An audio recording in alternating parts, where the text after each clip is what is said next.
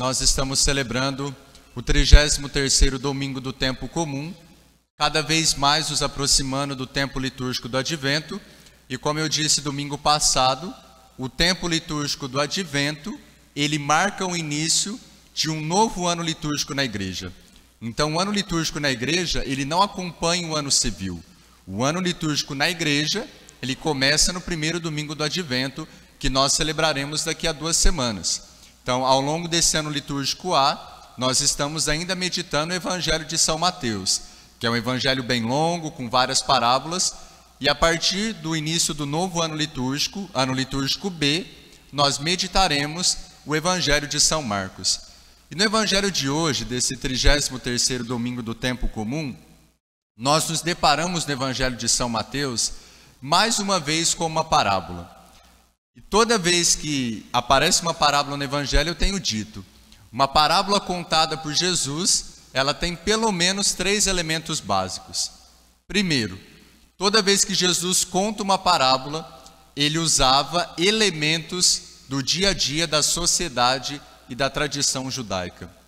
Um segundo elemento, toda vez que Jesus contava uma parábola, ele fazia comparações na parábola. Terceiro elemento, o mais importante, toda vez que Jesus contava uma parábola, por detrás daquela parábola havia um enigma, havia um mistério que deveria ser desvendado. A parábola de hoje, qual que é o elemento cotidiano que Jesus usa? É a relação patrão e empregado. E é interessante que a parábola não traz essa mentalidade que nós somos muito contaminados, essa mentalidade comunista, né? O patrão é o opressor, o empregado é o oprimido. Não, a parábola diz que um patrão, ele ia viajar e ele confiou a 3 empregados os seus bens. Então, a um ele entregou 5 talentos, a outro ele entregou 2 talentos e ao terceiro ele entregou 1 talento. Esse talento aqui não é essa qualidade que nós falamos, o Rangel tem 1 talento, a Maria Isabel tem 1 talento. Não, o talento naquela época era um bem material, era um objeto que equivalia a mais de 30 quilos de ouro. Então era algo precioso. Se o patrão confiou aos empregados os seus talentos, a sua riqueza, os seus bens, significava que ele confiava nos seus empregados.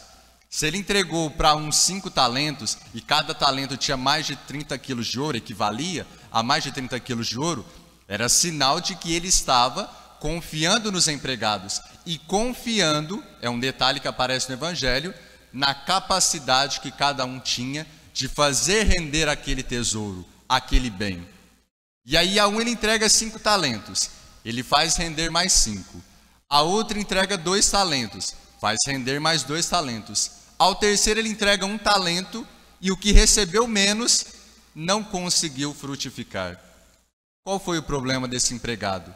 Era a visão que ele tinha do patrão, porque a princípio ele pensava que o patrão era mau, que o patrão era severo, que de início o patrão daria uma punição para ele, o castigaria. E por essa visão deturpada do patrão, ele ficou com medo de se arriscar e de fazer com que aquele bem frutificasse.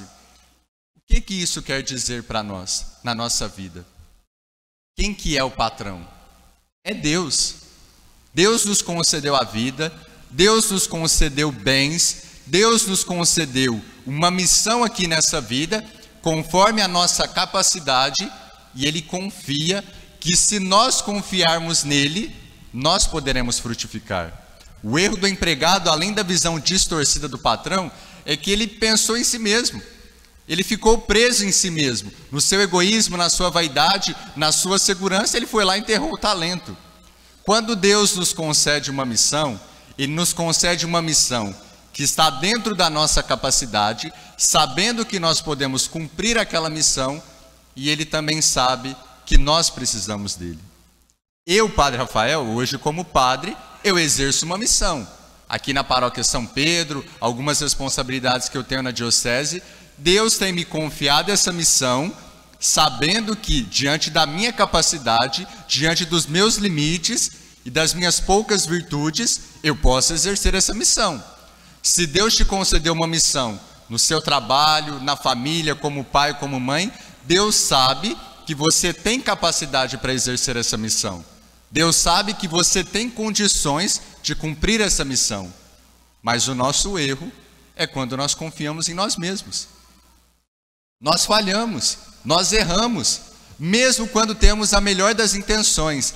Se não contamos com a graça de Deus, se não nos colocamos diante de Deus, se não pedimos a ajuda de Deus, nós não conseguimos cumprir a nossa missão como deveríamos.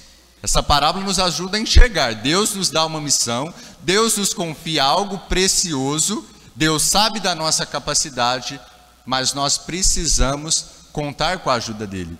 Por isso que a primeira leitura do livro dos Provérbios, essa leitura, numa interpretação espiritual de alguns autores, essa mulher forte, virtuosa, a tradução que vem para nós fala de mulher forte, mas algumas traduções mais fiéis trazem mulher virtuosa. O livro dos Provérbios fala dessa mulher virtuosa, que é uma mulher que exerce a sua missão. Alguns autores identificam no sentido espiritual com a igreja, mas nós podemos pensar na imagem da mulher mesmo.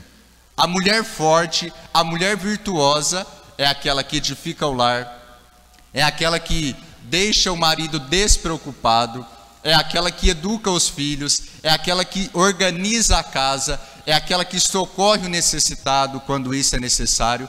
Essa é a mulher virtuosa, essa é a mulher forte.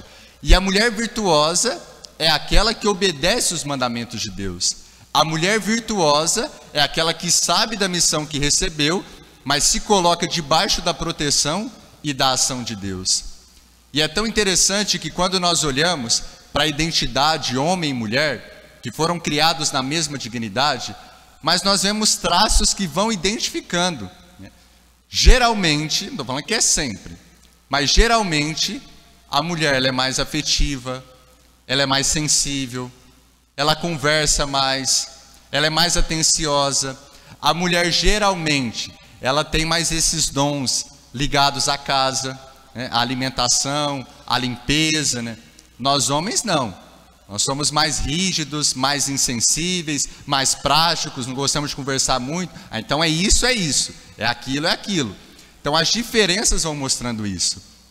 E a mulher, principalmente depois aquelas que começam a exercer a maternidade, a mulher dentro de casa, geralmente ela tem uma capacidade de fazer várias coisas ao mesmo tempo. Ela coloca o leite para esquentar, ela vai cuidar de criança, ela vai arrumar alguma coisa, depois ela volta e consegue desligar o leite a tempo.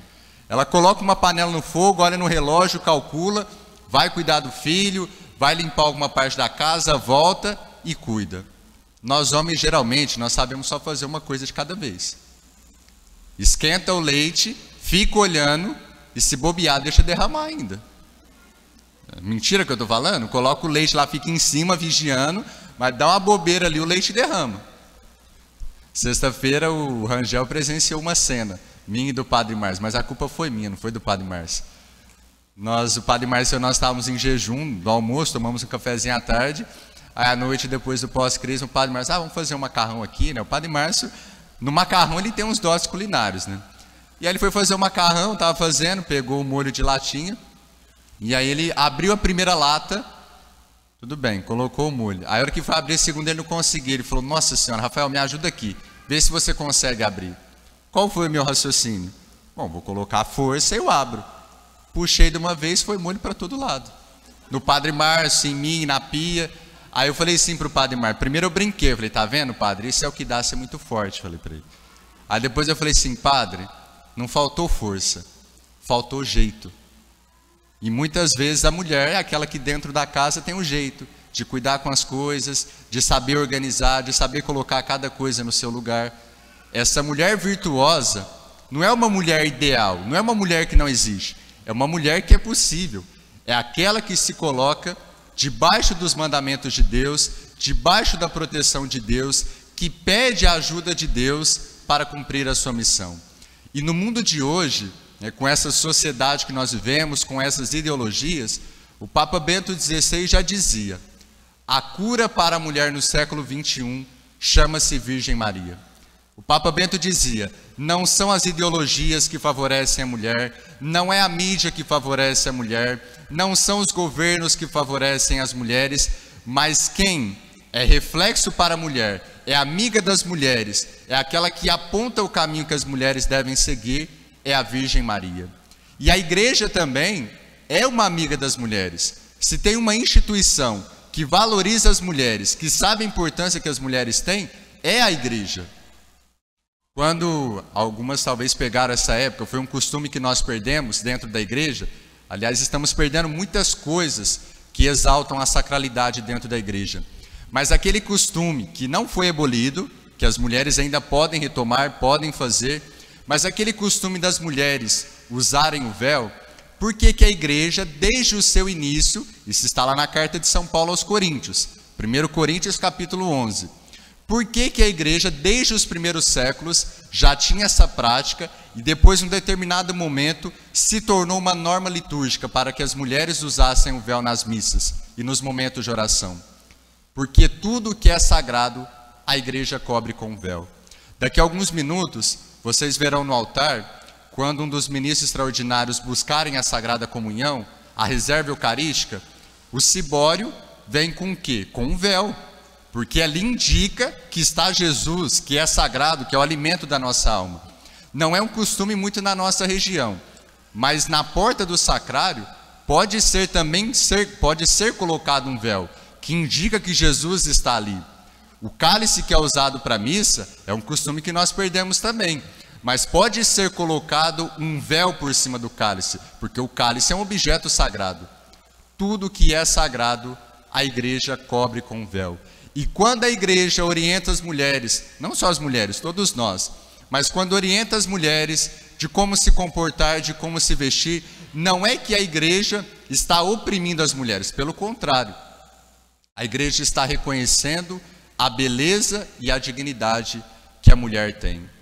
Queridos irmãos e irmãs, nesse 33º domingo do tempo comum, olhando para esse evangelho, olhando para a primeira leitura, saibamos que Deus confia a cada um de nós um talento, uma missão, algo precioso, sabendo das nossas capacidades e sabendo que nós podemos cumprir essa missão. Mas para cumprir a missão que Deus nos confiou, nós precisamos pedir a ajuda dele. Nós, com a nossa força, com a nossa capacidade, nós colaboramos, mas precisamos que Deus venha em nosso socorro, que ele nos oriente e que ele nos ajude a cumprir a nossa missão. Você pode olhar para a sua vida nessa missa de hoje, né? Você pode pensar, e depois durante a semana também, você tem uma missão, ou você tem missões também, né? Seja na família, seja no trabalho, seja você que é jovem que estuda, seja na faculdade, eu como padre, todos nós recebemos uma missão. E para cumprir essa missão, nós precisamos da graça e do auxílio de Deus, que nós podemos pedir nessa Santa Missa, a partir da palavra que ouvimos e a partir da Eucaristia que estará sobre o nosso altar.